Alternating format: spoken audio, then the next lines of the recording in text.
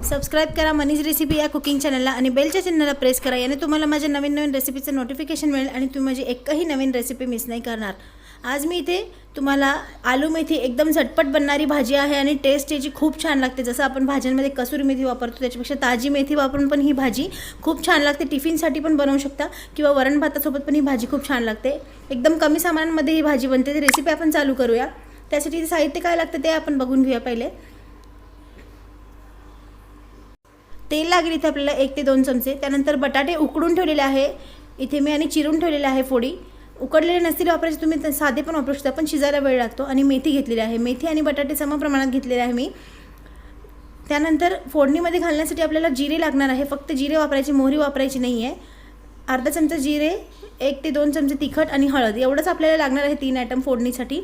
तिखटाच्या ऐवजी तुम्ही हिरवी मिरची पण वापरू शकता, पण मी तिखट वापरणार आहे। तर कढई गरम करत ठेवलेली आहे, त्यामध्ये 2 चमचे तेल घालून घेतलेलं आहे, कमी तेल घातलेलं आहे मी। त्यानंतर जिरे टाकलेले आहे, जिरे फुलल्यानंतर हळद घातलेली आहे आणि हळद घातल्यानंतर धुवून चिरलेली मेथी इथे घालून आता मेथी मी इथे नीट परतून घेणार आहे।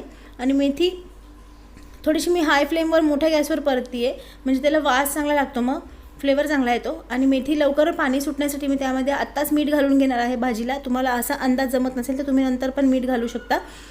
आणि त्यानंतर मीठ घातल्यानंतर आता मेथी चांगली परतून घ्यायची आहे, कच्ची नाही राहू द्यायची। मेथी परतली तेव्हाच ही भाजी छान लागते। तर आता मेथी इथे परतून घेते आहे 1 ते 2 मिनिटं मी। मेथीला पाणी सुटलेलं आहे आणि चांगली परतली गेलेली आहे, आता तुम्हाला दिसत असेल।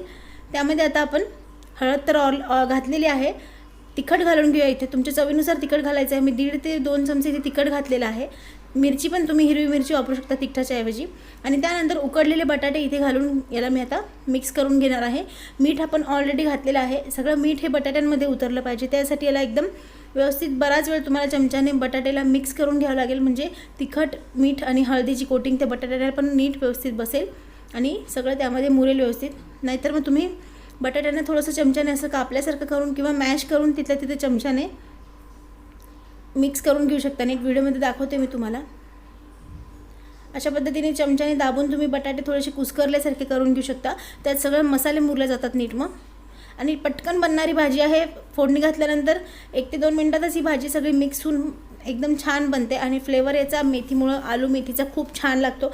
पराठ्यासोबत तुम्ही खाऊ शकता, वरण भातासोबत एकदम छान लागते, किंवा टिफिनला पटकन तुम्ही रात्रीच मेथीची भाजी चिरून आणि बटाटे उकडून ठेवले की सकाळी तुम्हाला पटकन टिफिनला ही भाजी बनवता येते। तर अशा पद्धतीने आता कंटिन्युअस मी भाजी इथे हलवते आणि भाजी आपली आता बनवून तयार झालेली आहे। आज मी सोबतच वरण भात सगळं बनवलेलं आहे, त्यासोबतच कोशिंबीर पण बनवली आहे। कोशिंबीरची रेसिपी मी गुरुवारी टाकली आहे, ती पण तुम्ही पाहिली नसेल तर पाहू शकता।